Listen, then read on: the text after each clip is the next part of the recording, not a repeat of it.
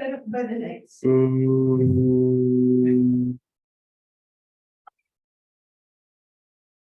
I just wanted to, they said recording started. I wanted to be booing when that came on. Okay. That was it. Hey, I was- are you gonna be talking more to Clark today? Or? You can talk to the coordinator now if you want. The only reason I asked is I did a little research this weekend and I found it really interesting how he died. How did he die? In his later years, he did a lot of traveling. Okay, and where he actually died, he was visiting in Ireland. And he was in a pub. Like people do, killed pigs, I think it was. And he had a couple of pints. People do, and the bartender came and asked him, "Would you like another?" And he says, "I think not." He just scared. And there's no gravestone, no marker. He just he's gone. That is so cheesy. That is so dumb. I only am as much as I think. I think not. My existence. Yeah, That's good. That's a good one. That is really good. The first time in his life that he declared, I think, if anyone didn't hear the gist of this joke, the incomparable Dave Schmidt said, Rene Descartes is in a pub. Would you like another beer? I think not. And the proof disappears. Because I think, therefore I am. He has stopped thinking, therefore he stopped existing. You know what? Today's lecture is called Logic in the Social Fabric, Marx to Leo XIII. Welcome to maple syrup number, whatever it is. And logic number also, like 20 probably logic, something like that. Let's just dive right in. So in this class, if you see already on the syllabus, we are starting GK Chesterton on Wednesday. We're going to have 3 classes on Chesterton. So we are really moving ahead with the timeline. We have Chesterton, then we have a very fun book. I really am excited about this. I'm almost done reading it. It's by John Martignoni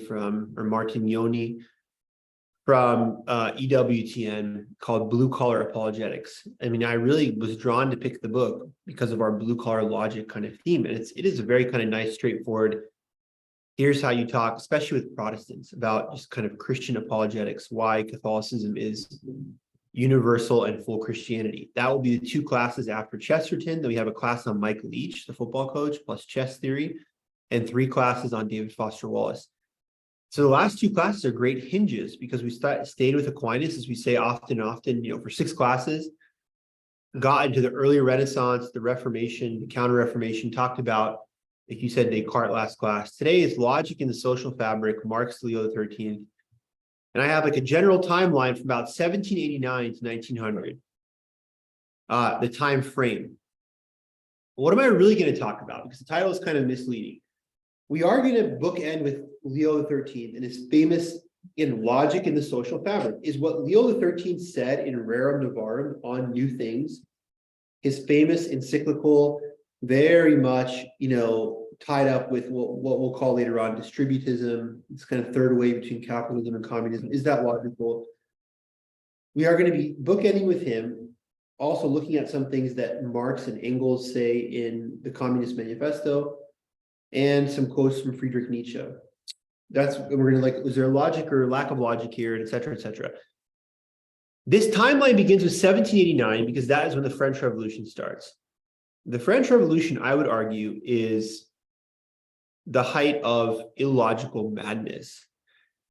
Fraternity, equality, liberty, right? It's so great. Bastille Day, so sick. No. I mean, not as Catholics, I would say. Now, I'm never going to tell you what you need to think or whatever, right? I will when I'm emperor, but that's not yet. By the way, yeah, I want to I want to have form a political party called the Emperor Party and be like, I'm really asking you to democratically elect me to full autocratic rule. And just then I could say, well, the people have spoken, they wanted this. When and if I'm ever emperor, I might tell you what to do then. That's not the case now, but I'm simply saying I do believe it's kind of hard for Catholics to like the French Revolution. Why? Well, what happens before that first? because Descartes, Pascal, 17th century, we're kind of skipping over a lot of time. This class is not a history class. Despite it being called maple syrup history, we've done straight history classes, which is my specialty in this room many times now over the past semesters. We had a class on the Great War, on the American Civil War. We're playing with the chronology because what's more important, as you all know, obviously, you've seen this throughout the semester, is the themes, the thematic stuff, but the chronology matters for framing. The Reformation, going back to last class, 2 classes ago, destroys that which goes beyond ethnic nationalism in Europe. Okay, people have said, ethnos needs a logos. I'm a French dude. I'm a German guy. I need something more than that. It's not good enough. If all I think is I'm German, I'm French, you get the Franco-Prussian War. You get, all this kind of fighting. What united Europe as a glue for a long time? Obviously, it was Catholicism, universal Christianity. We talked about St. Thomas Aquinas. Hello, St. Crescens. We talked about St. Thomas Aquinas as the first kind of true European Union international man. Why? Because logos laid over ethnos. Doesn't matter that he's from Aquino in what is today Italy. And there's no unified secular modern Italy until 1871 anyways. Doesn't matter that he's Italian, right? Or Albert the Great is German and they're at a French school in Paris. For a long time in Europe, you had this national unity vis-a-vis this kind of a supranational unity vis-a-vis the Catholic Church. The Reformation is the first great explosive event towards that, the dynamiting event. Talk about Guy Fawkes Day, in Britain, right? The plot to blow up the Parliament in 1605. This is actually like Guy Fawkes with the dynamite having gone off. Martin Luther, Henry VIII, John Calvin do. So before we arrive at 1789, we have 270 years of Europe not having this kind of like unity anymore. There is no more, you could say Christendom dies kind of in 1517. And you want evidence of how bad this is? Between 1562 and 98, you have the French Wars of Religion. It's very, very bad and bloody, and also a lot of massacres going on between Catholics and Huguenots, French Calvinists. Henry of Navarre finally wins, his side wins. He converts to Catholicism, infamously says, Paris is well worth a mass, meaning I don't care about religion, American style, I'll be Catholic, whatever, that's what the populace wants, I just want to be emperor. The 30 Years' War, 1618 to 1648, starts off as a religious war, and the French are like, we hate the Spanish more. Moving away from this logos, this unified faith, towards ethnos, we don't want the Habsburgs and the Spanish to triumph, so we'll ally with the Protestant Swedes. And by the mid-17th century, 100 years before 1789, you've already had that full transition to modern ideas of statehood. What matters more is my ethnic heritage, being German, Italian, whatever. This is what happens when you tell the faith, please go away. You get eventually, which you had a whole class on in the First World War, people literally committing fratricidal suicide. All Europeans, all same Christian stock, but no, right? Because we've done away and become a secular state. And France scandalously, its laicite law in 1905, separation of church and state. Well, then you get warfare and hatred and stuff. Okay.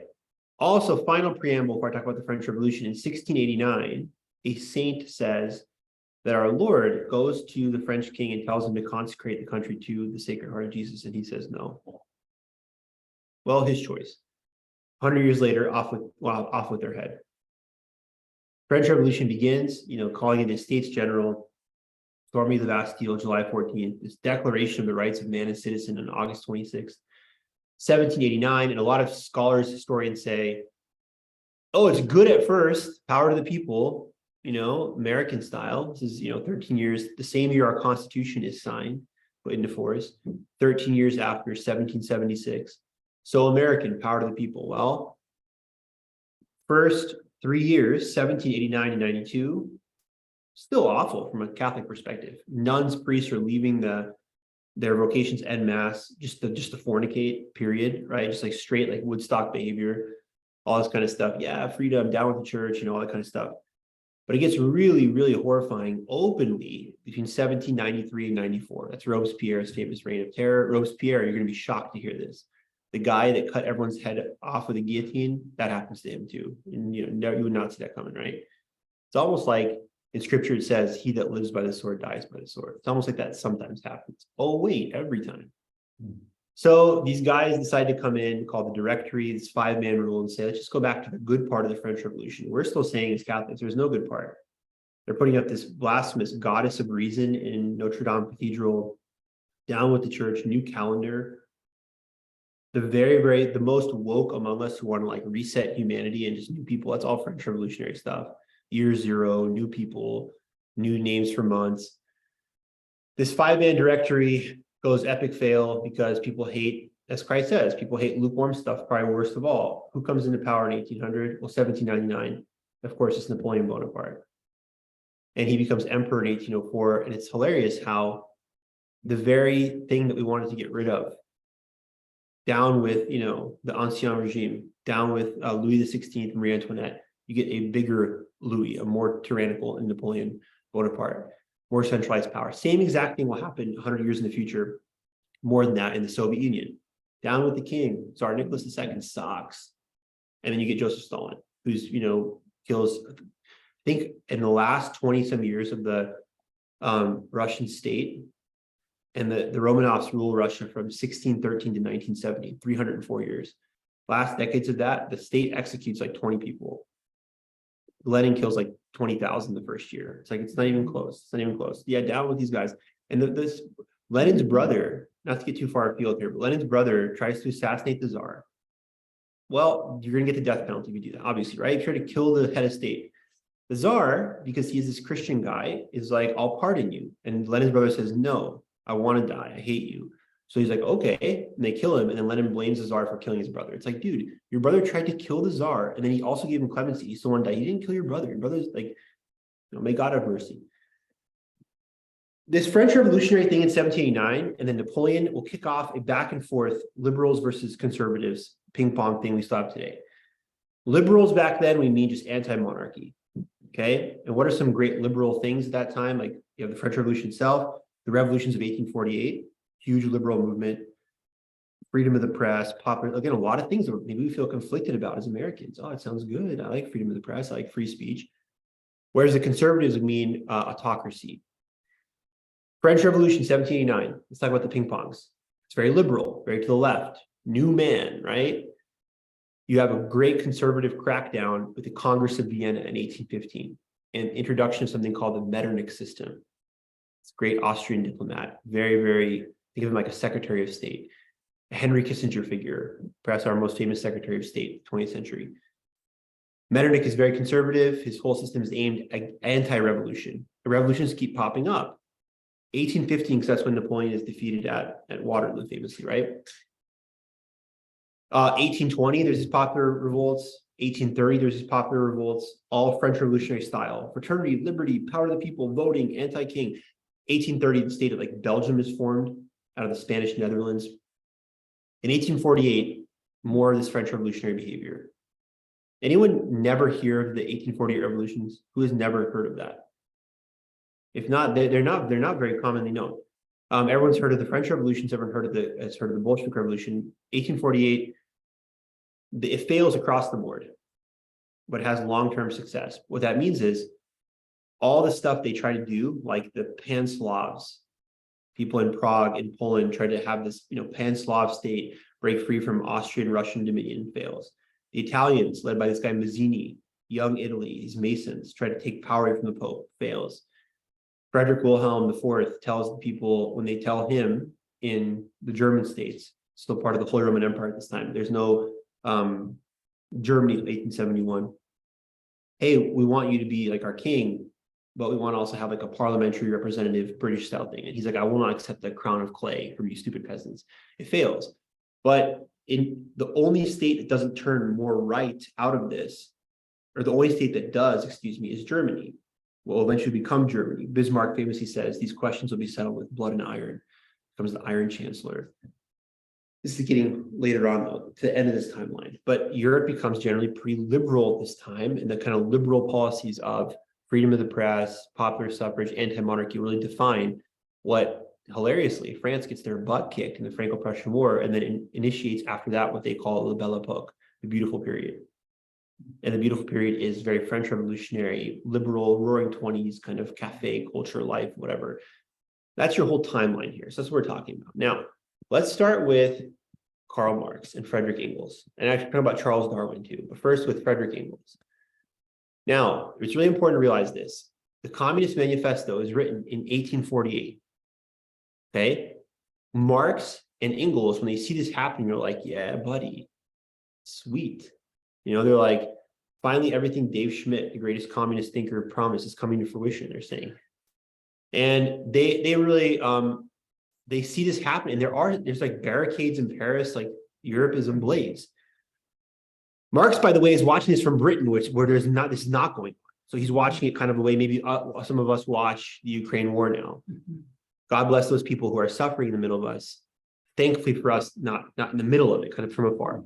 But he's watching kind of Europe set up in blaze, and he's like, finally, we're gonna have the triumph of the blah, blah, blah, down with the bourgeoisie class, triumph of the worker, you have nothing to lose but your chains, all these kind of things that become so cliche because so well warmed over and over again.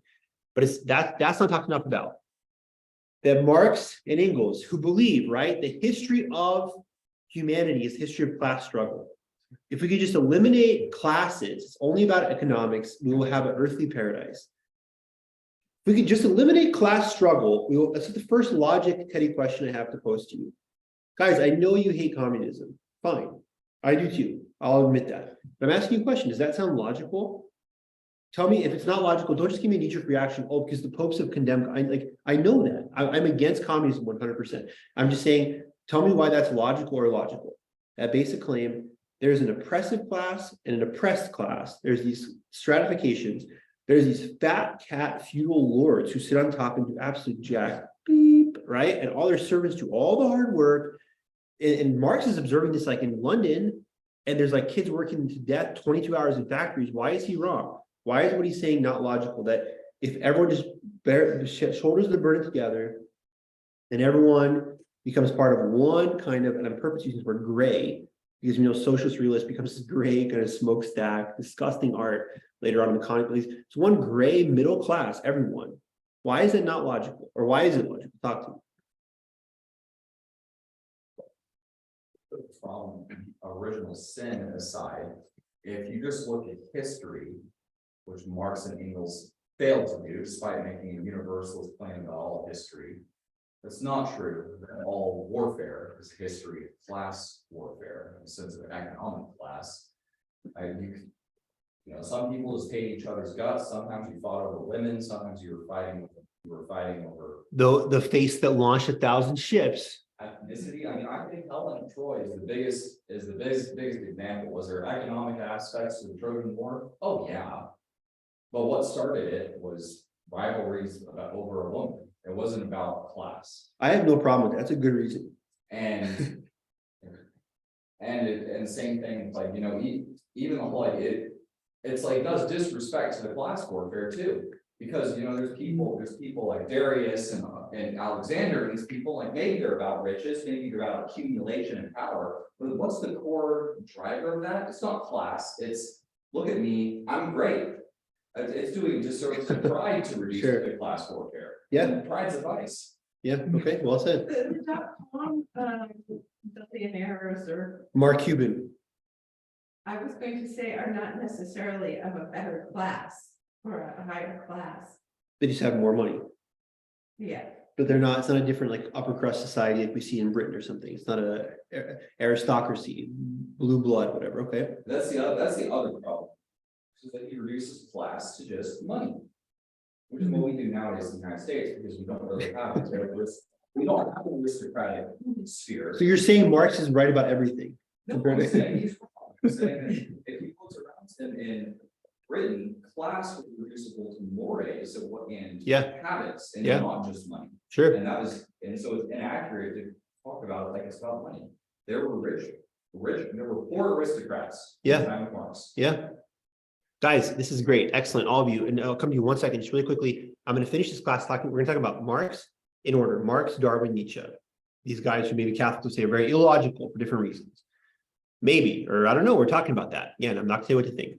But we're going to finish with Leo XIII, Rerum Novarum, like I said. And keep in mind, Rerum Novarum is going to criticize heavily what the communists say And if he's going to criticize the capitalist abuses that the communists themselves criticize, the kids in the factories, 20, whatever. Just keep in mind, when we finish this class, should be very narrow in a good way, just on point, boom, boom, boom, boom, straight ahead. The kind of denouement, the kind of finale is going to be Rerum Novarum vis-a-vis criticizing the left and the right, criticizing this stuff and what they also criticize, criticizing both. Betsy, good. I was going to say Mark's idea that making things in production takes something out of the worker. Just is wrong. Just think about a fine craftsman crafting a beautiful chair. There's joy in that. He's put something into that thing, not out of it. Yeah. But it also connects to himself. Mhm. He has made this beautiful thing. He's honed his skills more. He has the joy. and Yeah. completion. Yeah, very well said. I couldn't agree more. Yeah, that's beautifully put. Yeah. The bourgeoisie has torn away from the family a sentimental veil and has reduced the family relation to a mere money relation, end quote, Frederick Engels. Yes or no? Barb, tell me how you really feel about Engels and Marx. I feel like you really like these guys a lot. You seem like I can't tell by your facial reactions. Here about this one. The theory of the communists may be summed up in the single sentence, abolition of private property, Frederick Engels. Abolition of private property, good idea, bad idea, logical idea, illogical idea. Bad idea. Why? I want to be. What if I'm the head of the Politburo? I want your property. Why is that bad? How about I get all your property and then we just say it's in common, but I get to do what I want? What's wrong with that? Anybody on board for abolition of private property? No. Okay. This is a huge sticking point that Leo the 13th will criticize heavily, which we'll get to in this class. It's gonna be a very fun class. I think it already is. But a very, very fun class, because the 19th century really is the century of, as Ryan Alexander said, for Catholics, you can't put pride aside. Man is fallen. Grace builds upon nature, does not destroy it. No, thank you, Calvinism. Revisit my polemical video from last class. No, thank you, Calvinists. It has not been fully destroyed, but the 19th century tries to say from the French Revolution, we can create a new man. French Revolution, novus homo, right? This kind of new guy. He's just different. He's a new creation. Catholics say you don't fail. Well, then other people are like, how about new guy, communist man, socialist man, worker being man, not human being, worker being. Friedrich Nietzsche, Uberman, Superman, who's like to man what man is to the apes. Darwin, actually we are apes. Auguste Comte in positivism. He literally has this blasphemous, like fake baptism, fake confirmation ceremonies. We have nothing today in terms of pseudo-religion on the 19th century. 19th century is the ultimate like arrogance of mankind coming out of the Renaissance, whatever, like we can remake our being or whatever. We're going to talk about people like that today. Engels, Marx, Darwin, and Nietzsche. But Rerum Novarum, which please always keep in mind, just 1891, keep in mind the other two encyclicals that build off it. 40 years later, Quadragesimo Anno, which literally means in Latin, 40 years, for the 40-year anniversary since Rerum Novarum, 1931, and then Centissimus Annus, 100 years, John Paul II. All those three great encyclicals, and you can put a fourth one in there, Labor Exercens from 1981, also John Paul II, all talk about why private property is an intrinsic human right.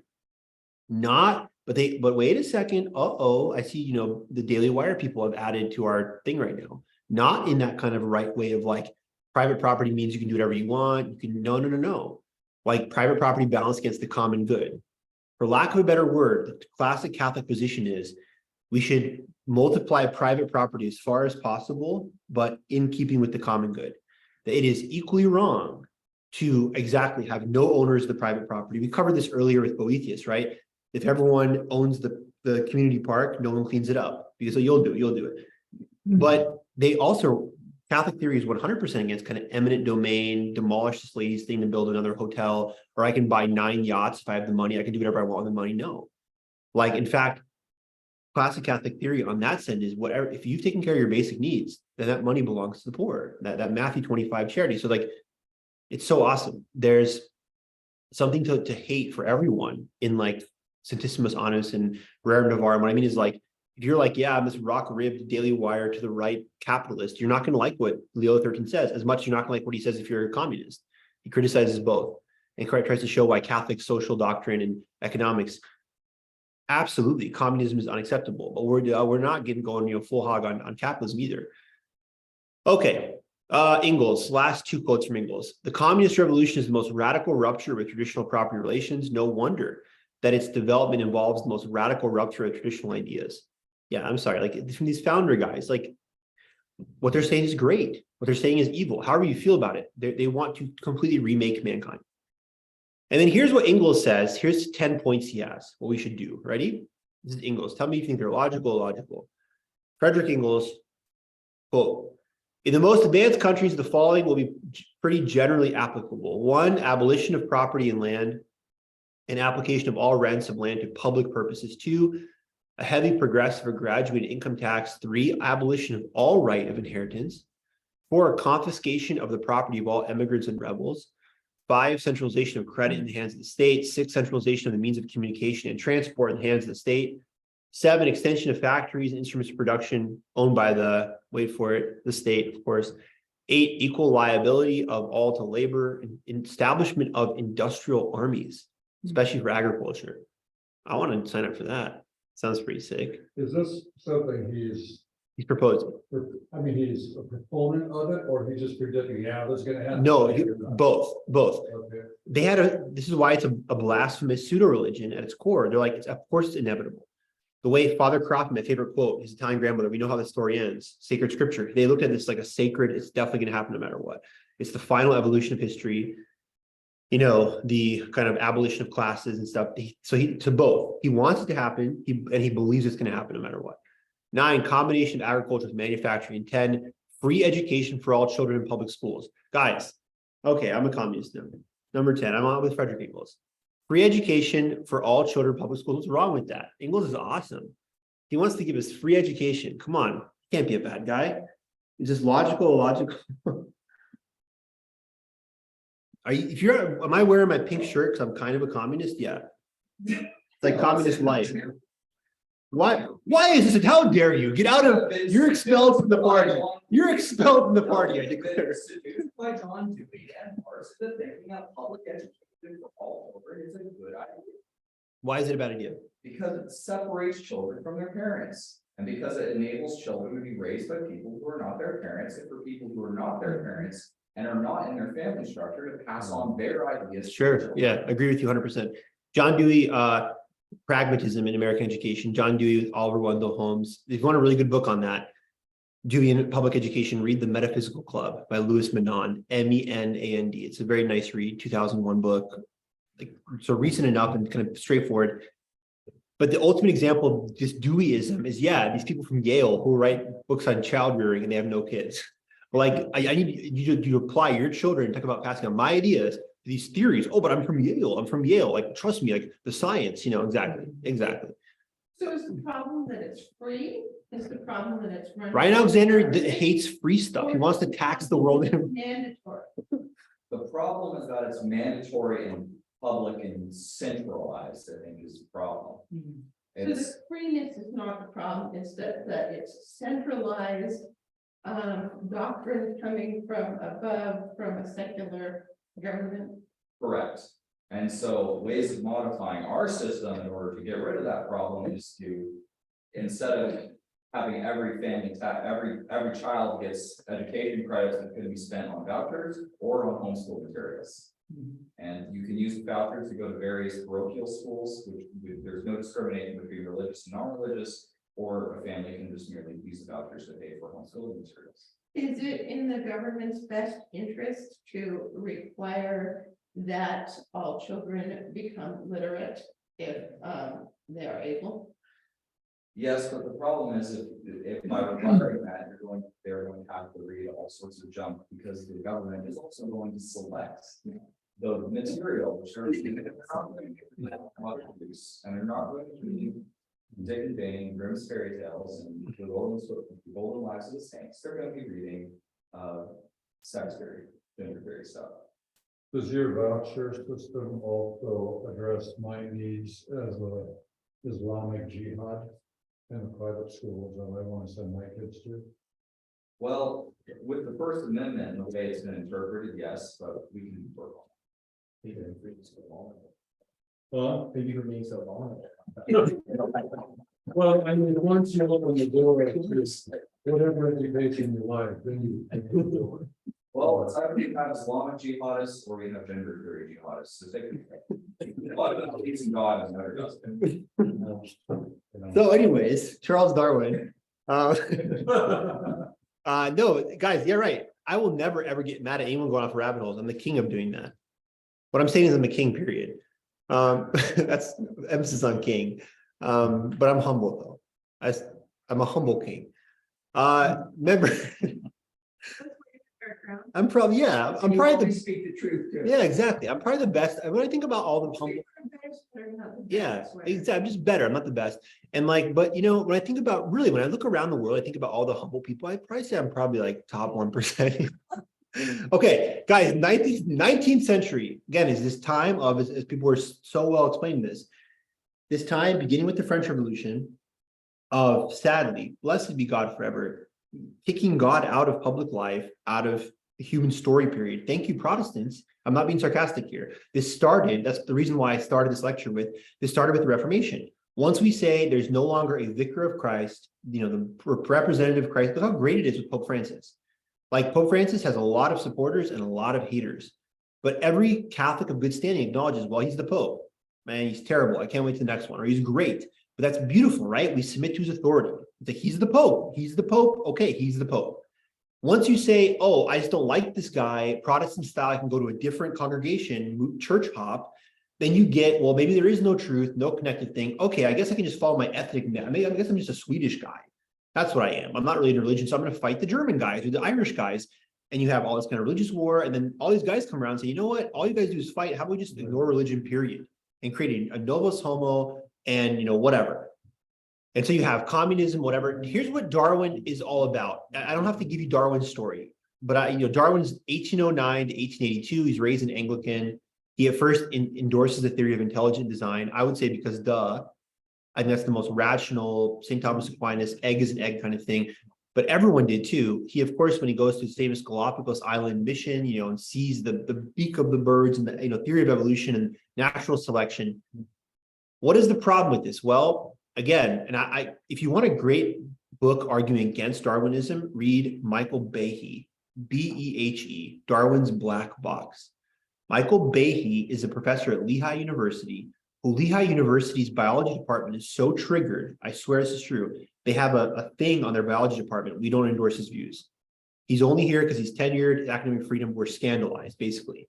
Because Darwinism has become kind of a religion in the public. You have, of course, you know, Behe's like evolution is wrong. It's just wrong, period. That's, if you want a really good intellectual, not a stupid YouTube video, Twitter, whatever, but repudiation of Darwinism, Michael Behe, who's a biologist himself, who is Charles Darwin now, same credentials, Darwin's Black Box. Now, I'm not here to comment on evolution or not. God is God. If God wants us to evolve from stuff, that's God is, it's his business, right? Certainly, as a Catholic, I would say, and as a just blue collar plumber's logic, no, I don't think the theory of evolution as Darwin puts forward squares with the idea of creation, right? And that idea, like, of course, if evolution was to be taken perfectly logically seriously to its logical conclusion, there would be, I'm not trying to be funny, certain trees that talk or dogs that, you know, there would be some kind of cross-pollination. There's such absolute, like, there are no monkeys, even monkeys who have 96% similar, you know, genetics to us. There's not a single monkey that does poetry. You know, the stupidest person on earth is like a philosopher king amongst apes, right? There's a complete ontological divide. But of course, is there such a thing as, like, you know, the strong survive and pass on? Of course, that's true too, right? You can take a theory and perhaps, but I will stop talking now for the purpose of, I am not a biologist. If you want, read Darwin on his own merits and make up your own mind. See what the church says about evolution. Read Behe if you want repudiation. I have no comment. I'm not a biologist. I'm a PhD in history. I will absolutely plead the fifth here in a kind of sense of, like, I don't, you know the perfect, I'm not going to pretend to know the perfect nuts and bolts of something. I in fact want to guarantee to everyone always a kind of a thoroughgoing promise. I will never give you false information. I'll never pretend to know something. I have not read Darwin in depth. Let me tell you everything about him. We know just that his main contribution when he writes this on the origin of species in 1859 is this idea, not just from a Catholic perspective, but just from an outside perspective of lowering mankind. And good, because that's true, or that's false. I'm not putting a moral judgment on it. It definitely lowers mankind, though. What is the classic Christian position? We are made in the image and likeness of God. Darwinism says the opposite. We're made in the image and likeness of algae or sludge, this lightning bolt that hit this, they evolved apes, right? What effect does this have? The likeness of chaos and randomness, exactly. So this obviously has a huge impact on sexual behavior, morals, all this stuff. Because if I'm made in the image likeness of God, well, then I have this kind of divine obligation to act a certain way. If I'm just a monkey, I can act like a monkey. And monkeys do stuff I won't talk about. They act like monkeys, right? In the open. So why can't people be that way if we're just monkeys? We're just hairless apes. And Friedrich Nietzsche, I'm going to move off Darwin now to Nietzsche, builds off this. And so many people, one of the most destructive 20th century philosophers is a man named Michel Foucault. He's a French philosopher. And Foucault famously said, he's like, I'm a Nietzschean 100%. What does it mean to be a Nietzschean? That might makes right. That's what it means. This is kind of where I want to end this train and then give you Nietzsche quotes and then really finish up with Rerum Novarum. But modern society is Nietzschean. Ryan Alexander has come to speak at school. That's his might. He's going to speak. It's exactly it. I don't know why you're laughing, because that's exactly correct. If I shout him down, I've won. That's all. There's no question if he's allowed to speak, or First Amendment, or what is he saying. It just might make sure. If I can shout him down off the stage, I've won. It's just pure power play. Nietzscheanism is pure power play. The strong Nietzsche says, right, in this Uberman thing. Okay, so we're all apes. He famously says, blessed be God forever. God is dead. He says this actually kind of woefully, though. He's like, he laments this. Society at that time in the fin de siècle, la belle époque, had become so soft and fat, and Netflix all day, going to the opera, had lost this like sense of being. He longed for these pagan times of, fighting wars on the campaign, riding a horse along the Black Sea and conquering people. He longed for this kind of ancient virility he thought had gone super soft in his time. But he's like, people have lost the concept of God, any higher morality. So I guess all there is for the truly enlightened ones. All these things are always this kind of Gnostic heresies of like, well, my secret cadre, if we can understand, tap into our Ubermensch, or become an Ubermensch, we can lord over the kind of common stupid masses who, by the way, Darwinism are just evolved sludge. Who cares, right? They're just cockroaches. So pure Nietzscheanism is exactly what we have in society today. When you see the left fighting the right, they're just engaging in might makes right. Who can yell louder, troll harder, right? There's not a question of who's right or wrong. There is no right or wrong. It's just who can fight. And it's like, you literally see this with like, Adolf Hitler. Okay, so Weimar Germany has a lot of really sketchy, awful. Weimar Germany was freaking horrible. People try to, Weimar Germany was so great. It was a complete debauchery. So that was one form of Nietzscheanism. We're just going to break all the moral rules. We don't care. And then Hitler says, oh, you're going to do that might? So I'm just going to literally just ethnically cleanse you. Also might. There's no discussion here who's right or wrong. Just who can kill more people. It's a horrible way to live. It's the story of the 20th century. And Foucault's absolutely right. He's like, I'm a Nietzschean, right? It's just about subversion and power. No appeal to morality. Why does this matter for Catholics and people in general? Because you have to understand, this is maybe the most important thing I'll say all semester. The rich and powerful want the peons to agree to this, because the only defense for the powerless, the common people, are the law. If I'm rich and powerful, I can get away. I can have like 30 concubines, hook up with everyone, just pay women off, non-disclosure agreements, right? Whatever. Commit white collar, inside trading crime. Oh, but I donated to this society. Like, I can do all that stuff. I'm a Nietzschean. I'm above the law. I just take whatever I want. The Nietzschean doesn't come into class trying to get a good grade. He just assigns himself the A. And the professor says, no, well, who's going to be stronger, right? Who can shout down the other person? All the upper class wants to live in Nietzscheanism, divorced from any reality, because they know that's how we can win. If the common man is like, you're right, yeah, there is no sexual morality. I don't have to wait for marriage. I can fornicate, do whatever. Well, that little guy, his circle doing that, it's very small, and he's going to get punished. But if I can get him to do that, when I can get away with doing that, he's not going to call me to task. Wait a second, dude, you're saying I'm a terrible guy. You do the same thing. I guess there is no morality, right? And that guy will quickly realize, oh, when I do this terrible behavior, people who live in glass houses cannot throw stones. I can't get mad at Bill Clinton for Monica Lewinsky. Oh, how dare the president do this? Really? Because you're the guy who tells us there's no truth. You're the guy who tells us that it's so awesome that God doesn't exist and whatever. So why are you surprised the rich and powerful do the same thing you do, but they get away from it because they're rich and powerful? The only answer is the natural moral law, where it doesn't matter how much money you have or influence, everyone is actually called to the same standards. You have a society that functions. Because I'm a person who can pay off 30 concubines or can't, I still am not allowed to do that anyways, because thou should not commit adultery, etc. So the upper class always wants to trick the lower class into being Nietzscheans, because then they can get away with their behavior and they can't say anything. And they're right about that.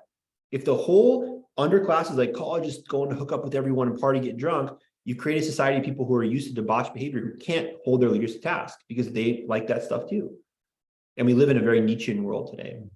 Let's look at some of Nietzsche's, that's why, and we're always fighting. I think it's one of our great clarion calls as Catholics to push back against this, fight for the moral law. What is more logical in this class? We talked about than the eternal moral law, stemming from, as Aquinas said, the divine law of God.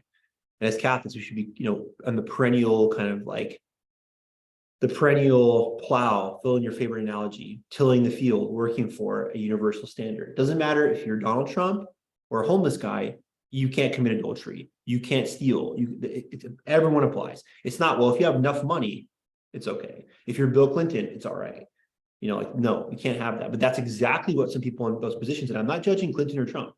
I can't judge them or anyone. But that's exactly what some people in the position want. I want everyone to be like, there's no truth, because I can get away with it as a rich and powerful person. I can be a Nietzsche because I am strong enough. I am more powerful than you, and I can do this. The last thing I want is the one check on my power, which would be an objective moral standard. I can't have that. So I can't get away with it then, right? Nietzsche, some quotes. The secret for harvesting from existence the greatest fruitfulness and the greatest enjoyment is to live dangerously. Logical. Sounds pretty good. I want to live dangerously, yeah. Sounds a little bit like Connor, right, as though you have a gun in your head. Okay, yeah. Frederick Flannery O'Connor Nietzsche. Quote, he who fights with monsters should look to it that he himself does not become a monster. Any logic there? Guys don't have to be on guard like Nietzsche's a bad guy, so I'm not going to give that he can still say some good things. I mean, is that true? Not true? What do you think?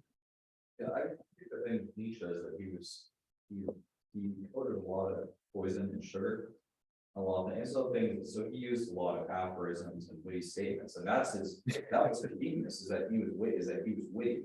And he was a good writer. You remember those things, yeah. And you remember those things, and for that statement, yeah, that's true.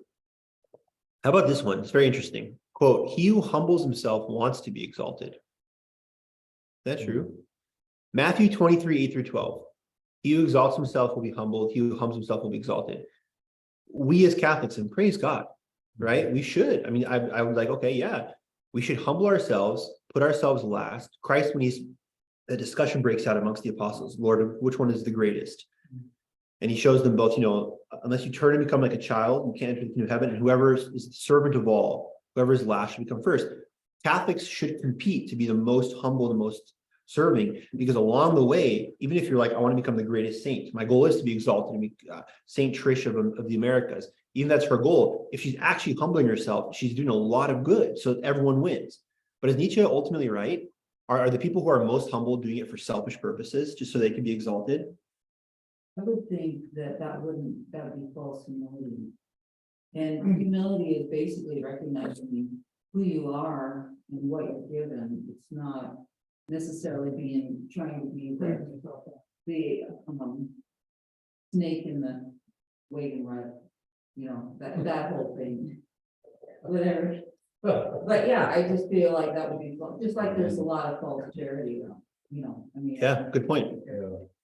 But from as you point out, from the Catholic perspective, the Christian perspective, certainly the humble will be exalted. Yeah, the meek shall inherit the earth. Yeah. Yeah, it's back to that perfect contrition, maybe, as far as. Yeah. Is that why you're doing it? Yeah. Or- I don't think Okay. that's that big of an omen. The only reason Jesus would put things like that is that he wants people who are inspired to be exalted, to be humble. Amen, yeah, right, I think it's the reordering of man's passions. Right. Saying, hey, you want to be exalted? Here's the right way to do it. right, Lower yourself. yeah, Yeah. exactly, So Nietzsche coming along later and saying, well, you just want to be exalted. I think the saint should say, yeah, absolutely, but I want to be all exalted in God's eyes and not man's Right. eyes and in the right way. what is not the wrong often, way. yeah, what does it say in Gospel of John, what is often, high before men is an abomination before God. Not don't do it the way of like money, fame, whatever, be exalted. We have perhaps inscribed on our hearts for greatness. Benedict XVI of happy memory recently said, you were not made for comfort, you were made for greatness. And he said that recently as in like his pontificate, maybe it was 15 years ago, but like you're meant for greatness. We want to be great, but do it the proper way. Like St. Francis of Assisi was lustful for fame, you could say, but in the right way. No, for God's fame, God's glory, right? And in that process, he becomes, a legend, a rock star. I hate that term so much.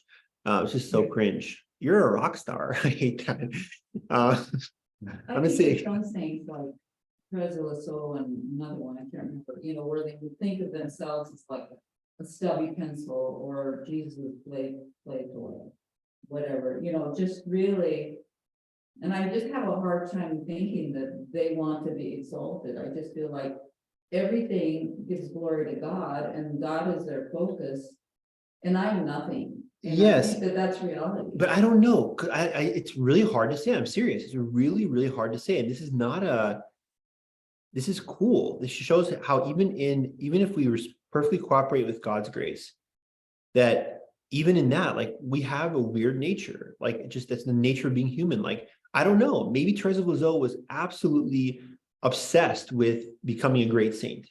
And what I'm saying is, I mean, that's good, but maybe I don't know. Like, I don't think she thought about it. I don't- She thought about God and that was it. And everything she did was for God. I mean, it's just, she's nothing. I mean, that I think is the ideal. I mean, I think the wanting to be exalted can be an imperfect way Right. of arriving at humility. but what I mean is, how would you know that outside of just what she wrote? Is what I'm saying. It's like, We know what she wrote. right.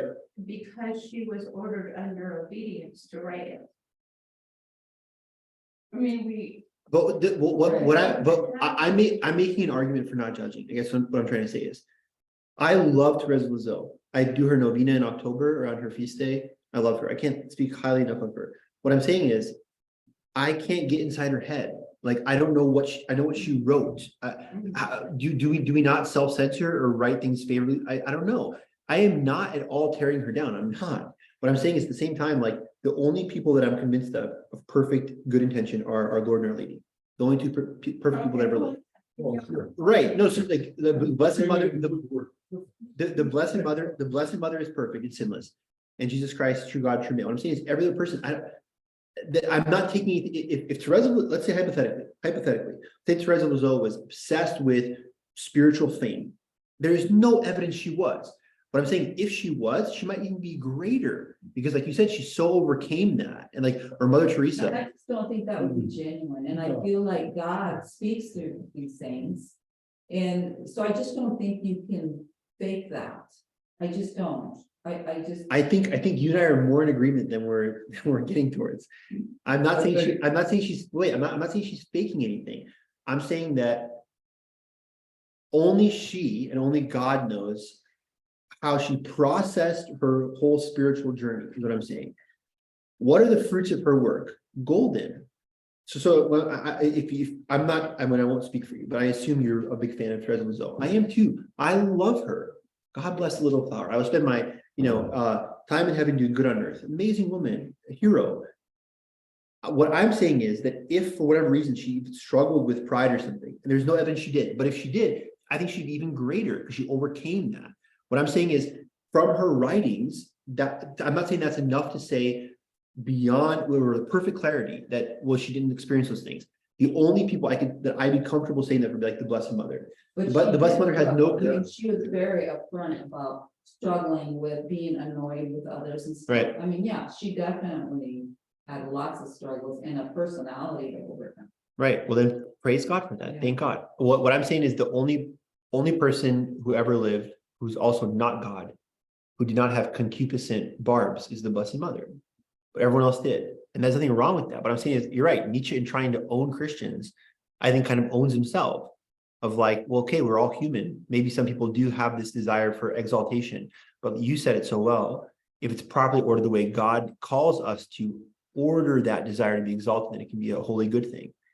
I don't know if that makes too much sense. Anyways, I think, again, I think you and I are very much in agreement I despite. think one thing that I think about. No, I don't want to hear from you. No, just save it. You know, we're using the term saints.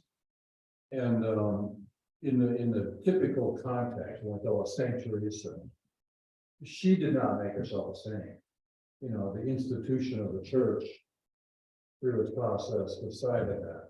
So for an individual to seek salvation, and in that sense, we're all saints, that's one thing. But to say she set out to quote unquote be a saint, nobody does that. Really? I want to be So. I want to be a saint. I don't know. Time out. This is so You fun. want to be canonized. That's a goal of yours? Yes. My goal was to be Saint Grosh, and that we recognize I'll have statues in churches, etc. That's your goal? Status being high in heaven. See, okay. No. This is we are getting to like the subterranean Cretaceous level. This is awesome. This has been one of maybe our best class ever. This is awesome. No, so let me bare my soul and explain. I love that Russian prayer. You know, Lord Jesus Christ, Son of the living God, have mercy on me, a sinner. The Jesus prayer. I just want to go to heaven. Okay, period. Glory, no glory. I'll be the last person in heaven. Fine. I just want to be saved. I want myself and all the people that I pray for daily. No, absolutely not. I'm not saying I'm aiming to squeak by, right? I pray every single day that I don't have to go to purgatory. I don't want to go to purgatory at all. I don't want to go to purgatory prison, you know, like whatever. I want to go to heaven. I want to be as holy as possible. But what I'm saying is like putting the onus totally on Christ, on God, because salvation is through him. Like you said, it's not work of ourselves. I want to be saved. Now the second part of it, I am haunted by and love the parable of the talents.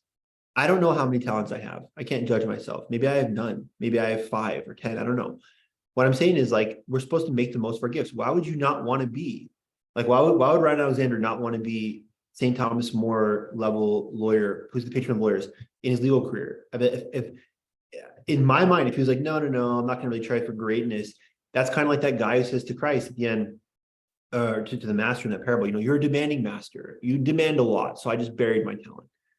So, I mean, do I want statues of me? No, I really am very Protestant that way. I think I would, if I ever became like a president, I would demand no one ever build a statue of me. I don't want even like the hint of idolatrous statues are gross. Like, you know what I mean? And as I say that, I completely accept 100% the anti-iconoclasm position of the Catholic Church on statuary. There's nothing wrong with it. I don't want a statue ever built of me, period.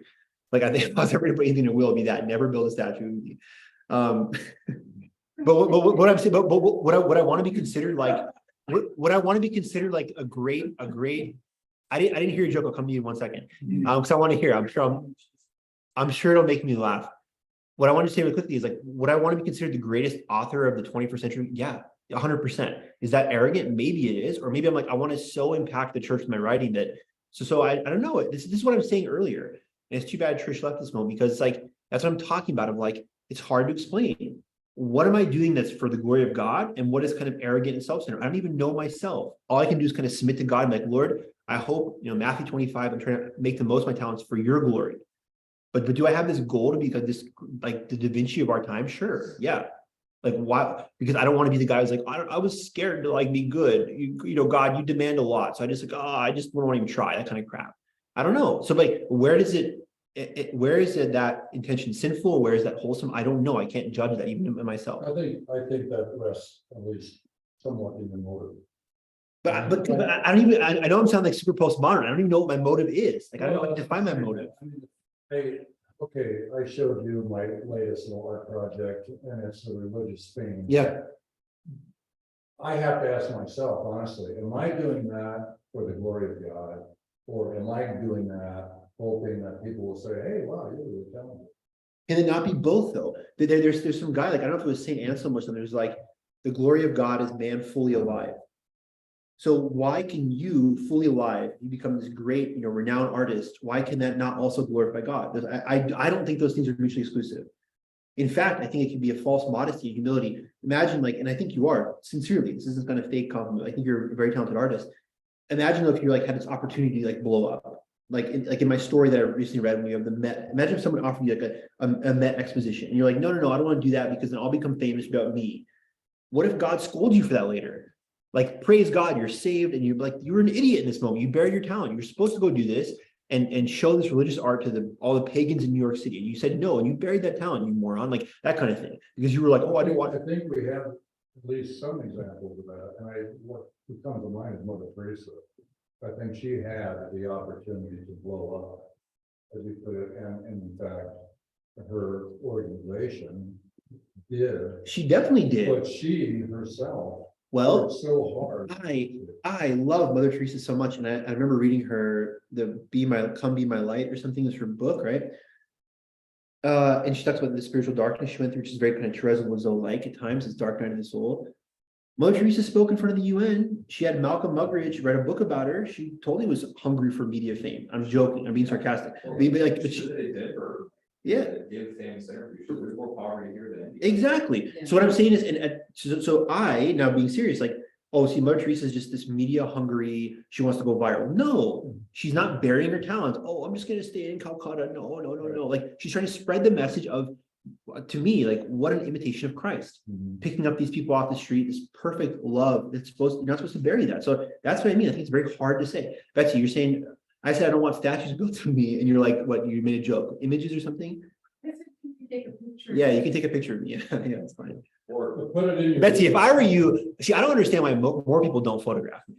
Like when I'm walking down the street, why is everyone not just like, you know what I mean? Like, if I was them, I couldn't resist. I'd be like, can I have your photo? We can have an AI generated statue. That's okay. That's good. That's a good compromise. Well, we so many people clamoring to make statues. Right, exactly. We had to finally codify it. Wait, just these people under these circumstances. So how many recognized saints do we have who you think probably sought fame? That is a beautiful question. When I tell you guys how much I love you all, I mean that because of this. It's an amazing question. I'll answer it though. This is what I've been saying the whole time. I have no idea. That's my whole point is like, judge not, lest you be judged. 7th chapter of St. Matthew's Gospel, right there in the Sermon on the Mount. We often think about that as being negative. Don't say this person's a scumbag, beat, whatever. It also means don't say they're like, I have no idea. That's the point I'm making. Well, I really. But see, I the don't. gospel teaches Then I Somebody is that proud that they're wanting. but I don't know that I agree with you. I don't think like, I don't know if and I loved it. I love that we can disagree. This is great. This is a hallmark of awesome. Like, we are two, God help us, God have mercy on us, God assist us, two serious Catholics, and all of us in this room, practice Catholic, and we're disagreeing. I don't think wanting to be known is automatically some kind of like gross pride. It's about me. I don't think that's necessarily true. I think there's a fine line. Like, if you want to be known to the exclusion of God, if Sam Crescens is like, I'm a proud Catholic now, but when I become, chief joint staff, 5-star general, Everyone will worship. and if he's like, if he's like, I'm gonna make this conscious decision now that if I ever rise to become the head of the American army, I'm gonna downplay my Christianity and I want it to be about me. That would be sinful, obviously. What I'm saying is, if Sam was like, I am a devout Catholic, I would love to bring Catholic just theory to the army, even let's say just war theory. If I was now head of like America's approach to Ukraine and Russia, whatever that'll be, when he's the head of the American army in 40 years, let's say, whatever that problem is, if he's like, I want to get there so I can bring this thing, there's nothing wrong with that. I think he would have some desire to climb the ladder and become great and become amplified. But I would say it'd be a good for the glory of God to bring America back to a more kind of Catholic position. That's what I mean. It's hard. How many saints? Again, I don't know. I know like Saint Ignatius of I'll tell you, Saint Christopher, Christ bearer, was a guy Reprobus who wanted to serve the greatest master in the world, which led him to at one point serve the devil. He wanted, and then when the Christ child is carrying him across the river, and he realized now is this master. He was lustful for greatness. I will only serve the greatest master. Saint Ignatius of Loyola got his leg blown off in a battle and forms the Jesuits because he's insanely driven to do something great. It's like, so I don't, Yeah, I mean, that doesn't contradict it. I mean, just because you're trying to do something great, you're doing it for the glory of God. Yeah, you want to do something great. then you and I are in agreement. Yeah, then you and I are in agreement. It's motive. Temperament that wins a gold in the Olympics or becomes a saint. Exactly. Depending on where. Fulton Sheen famously said, if there was one tick differently, Vladimir Lenin would have been a new Francis of Assisi. He had that saint drive. He just applied it to communism, sadly, instead of to the church. But so that's what I'm talking about. That I think Lenin and St. Francis of Assisi can be equally ambitious. I mean, that's the word I'm looking for the whole time. It's just be ambitious for God's glory, not your own. That's what I'm talking Your about. picture, as I hear it, and I don't know your heart, of course, but you know, what comes to mind for me are so many of these mega million televangelists. Mhm. It's all about God and my their jet. You know, I mean, what's wrong with having their jet? What's wrong with My having message is all three about weird God. jets? One, I agree. You know, there's contradiction. Sure, yeah, of course. And again, that's why people back. You know, Sam wants to be the five-star general and change everything. If Trump wants to do that, whatever, okay, do that. But you can do that even with your position, within your position, you can still do that with humility. And of course, Christ says, you know, the rich, it's much harder for the rich to get into heaven. And you can expand that to the powerful, to the over ambitious for this world versus ambitious for God. Yeah. Yeah. Okay, that's good enough. Yeah. And we'll never know, none of us. Well, maybe Ryan, maybe Sam. Well, maybe you do. But I think for some of us, you know, the ship was kind of sailed.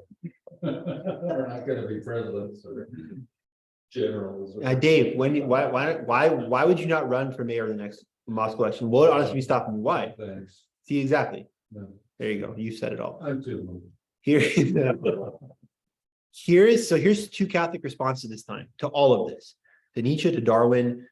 This first one is especially a response to socialism, separation of church and state, modern French revolutionary. It's been, again, a really fun lecture, like I said so many times. But we're kind of connecting it back into what we started with the French Revolution. First one is the Syllabus of Errors. 1864. 1864, Pope Pius IX, Syllabus of Errors. And in this, I highly recommend all of you to read this. This is the Catholic Church. What does the Catholic Church do in terms of like, and I hate that term, clapping back. I hate that. But how does the church clap back on the Protestant Reformation, the Council of Trent? How does the church clap back on 1848 French Revolution, socialism, communism, nationalism, divorce from Christianity, Syllabus of Errors? So, Would you repeat that slower, that syllabus, what are you saying? Syllabus of Errors. Syllabus of errors. Of errors, yes, ma'am. Got it now. Yeah, thank you. Please always slow me down. I get, go find it, go see it. I thought it was Still, yeah, no, I realize I talk, I am an irreconcilable, incurable Easterner. What's so funny whenever I meet someone from New Jersey or whatever, we're just like brrr, a mile a minute, like people just talk so fast in the East. It's You true. know what? I can listen to your class at 1.5 speed, okay? But I mean, faster or half the speed? faster, I can. Whoa, why would you make me faster? But sometimes on advancement stuff, I had to slow it down to 1 speed and listen to. it So you're more. saying I go so hard and fast and furious, but it's still clarity. It's legit. I see. Cool. Thank you for that. That's that I understand, You understand all my kind of idiosyncrasies. Yeah, fair enough. Hey, Darcy, where have you heard Father Benjamin? Mhm. Oh, just in the class. yeah, I in see. class. Oh, yeah. Right, because Father Ben, he had a really great point last time when he talked for like 2 or 3 minutes uninterrupted. Yeah. I can understand him nicely in person, but it was really hard to Yeah. understand on the audio. Yeah, well, the audio, I mean, for you, it's one thing, but for anybody. at Sure. the table, it's- Yeah, Sure. it's hard to Yeah, it's people really. around difficult, people. Yeah. So he just condemns stuff here. He's like, human reason without any reference whatsoever to God is the sole arbiter of truth and falsehood and of good and evil. This is an error, right? He's listing what's wrong. All the truths of religion proceed from the innate strength of human reason. That's an error. He's listing all the positions that the civil society makes that are erroneous. In the present day, it is no longer expedient. The Catholic religion should be held as the only religion of the state, to the exclusion of all other forms of worship. That's an error. He's saying the Catholic Church should be the soul of the state. Protestantism is nothing more than another form of the same true Christian religion, in which form it is given to please God equally. That's an error. No, Christ established one church. Finally, the church ought to be separated from the state from the church. He's going full anti-American here. Next, he's going to start condemning Toby Keith and country music. He's like, the church, no, he's like, no separation of church and state. No luck. So finally, Rerum Novarum, guys, read Syllabus of Errors. 1864 is a response to all this kind of Catholic clarity in the face of all this kind of volunteerism and whatever. Rerum Novarum, the great economic encyclical. I invite you to, when I read some excerpts from here, just think how it criticizes both the left and the right. Of course, communism, but also capitalism run amok. 6 kind of main points about Catholic economic theory. 1, economics is a distinctly moral science. Okay, it's a philosophical moral science, it's not a hard science like physics or chemistry. Just plug in a bunch of numbers, whatever. No, it's a moral, you have to have moral considerations. 2, economic philosophy must place the person at the center. It's ultimately about, so-called human rights, but human rights, not Darwinistic, sludge, apes, but human rights, people made in the image likeness of God. Number 3, labor is the source of all value. Down with usury, profiteering, other people work for me, speculation. Labor is the source of all value. Whatever you possess was made by someone. A society that gets away from making things, a society that says no thank you to farmers and craftsmen will collapse. We must have a society based on labor. The reason Europe was built was because the Benedictine monks invented the ultimate Catholic logo for economics, ora et labora. Ora first, prayer, but labor. Labor is a source of all value. 4, private property is an inviolable right, but one that must work in tandem with the larger, greater good of the community. Like we said, why do you have to have private property? Because only a man, a woman can only relax after a long day when they know this is my space. I can have some guy walk in here or use my toothbrush or take a bath in my bath or, we're all one. No, you have to have your own private space, but it must work in tandem with the common good. It's not good enough to say I have my own private space and a cabin here and 5 yachts and this and that while people are on the street. There is a kind of balance here. The goal of all distributistic thought. This is a great lead into what we'll talk about next class, because G.K. Chesterton, in so many ways, is kind of a father of distributism, very much inspired by Rerum Novarum and the logical principles therein. Talks about we should try to multiply private property as widely as possible. Would that everyone own their own home, have their own little slice?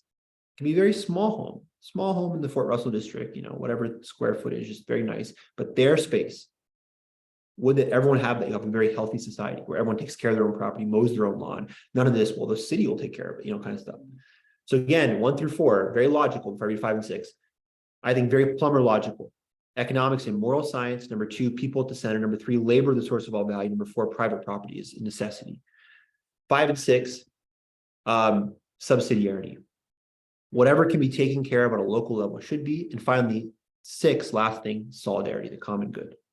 Stemming from all of us being made in God's very image and likeness, we're commanded to love our neighbors ourselves. Therefore, we should do as far as we can possible to help what someone would call even woke, like equity and whatever, but like as far as that squares with ultimate truth, true propriety, we should try to help the less fortunate. Of course, Christ demands this of us. I was hungry, you gave me food. Thirsty, you gave me drink. Stranger, you welcome me. Naked, you clothed me, right? Also in that beautiful 25th chapter of Matthew's gospel. All right, what does Leo say furthermore? He goes, quote, as regards bodily labor, this is all quotes from Rerum Novarum. As regards bodily labor, even had man never fallen from the state of innocence, he would not have remained wholly idle. But that which would have been his free choice and his delight became afterwards compulsory and painful expiation for his disobedience. So it's like man is made to work. You ever come home after a long day and go tinker in your shop? It's so fun. That's what work was supposed to be always, to be a joy. Because of the fall, those 2 punishments, right? For women, childbirth, pains of childbirth, and man, you will, labor by the sweat of your brow. Work's going to suck. Work wasn't supposed to suck. We were always supposed to work. Labor is the source of all value. The human being is made to work. Because as Betsy said, a great quote before, thank you. A craftsman isn't losing something himself, he's building himself up and making these beautiful pieces, these beautiful furniture pieces, whatever it is. Here's the balance between private property, subsidiarity driven localism, communal good, whatever. Every man has by nature the right to possess property as his own. This is one of the chief points of distinction between man and animals, not just self-preservation and propagation of species, but more. To have and to hold them in stable and permanent possession, he must have not only things that perish in use, but those also which, though they have been reduced into use, continue for further use after time. The first and most fundamental principle, therefore, if one would undertake to alleviate the condition of the masses, must be the inviolability of private property. If you really want to help the poor, want to help the homeless, the laborer, give him his own plate of land, multiply that as far as you can. A man or woman who owns even the smallest property, like this is my slice of heaven, I'm going to beautify this. And if everyone does that, you get a beautiful city, a beautiful kind of Aristotelian, teleological eudaimonia, etc., etc., etc. But again, Leo with Aquinas says, the church replies without hesitation in the words of the same holy doctor, Aquinas, quote, man should not consider his material possessions as his own, but as common to all, so as to share them without hesitation when others are in need. Once the demands of necessity and propriety have been met, the rest that one owns belongs to the poor. And he finally says, last kind of quote here, last 2 points. Quote, the socialists, in setting aside the parent and setting up a state supervision, act against natural justice, destroy the structure of the home. And we have said that the state must not absorb the individual, the family, both should be allowed free and untrammeled action. Rerum Novarum is really, really awesome. It is against kind of hyper exploitative capitalism in that, no, you can't just sit around and charge people interest and be some kind of disgusting landlord with your 9 yachts and make a bunch of money and screw the common good. That's wrong. But communists have every wrong answer. If you want to help the masses, it's not encouraging revolution, so get shot in barricades in the city protesting and burning stuff. It's work to pay a just wage. Labor is a source of all value, beginning with that domestic beating heart, which is the principle of all societies, not the state, but the family. That domestic kingdom that predates the state, Leo XIII says. You support the family, support mothers and fathers, their own little slice, multiply private property, you're going to have a healthy, good society. So kind of finish there. Great class. Again, thank you, all of you, for a great class as always. We are going to, next class on Wednesday, get into GK Chesterton. What I'm going to do is, we have 3 classes on Chesterton. So a half Aquinas. It's not quite, 6 classes, but it's more than we gave Cicero. I'm excited. You can tell, how do you really feel about Chesterton? I think it's, kind of obvious. I can't help but think with your last several paragraphs, it's like, all of those things, it strikes me, are in response to the fact that we have fallen. So, okay, you are a fallen creature. How are we gonna make the best of this? We'll get you back to God. Yeah. What if, this is an ultimate history, right? What if we hadn't fallen? Adam and Eve didn't own property, I don't think, they enjoyed the paradise they were given, and if they had multiplied to billions and billions, what would that have looked like? Maybe that's what I bet. Yeah, Well, exactly. maybe they did, they were given the Garden of Eden. they were there. No, but I agree with you. Yeah, I agree with both of you. They're given dominion over the garden to till and keep it, but not in an exploitative way. Adam isn't like, so how do I get a bunch of, angel investors, venture capitalists to make this, garden? Like, it's like, no, it's in the common good propriety of the only owner, which is God. Who is God?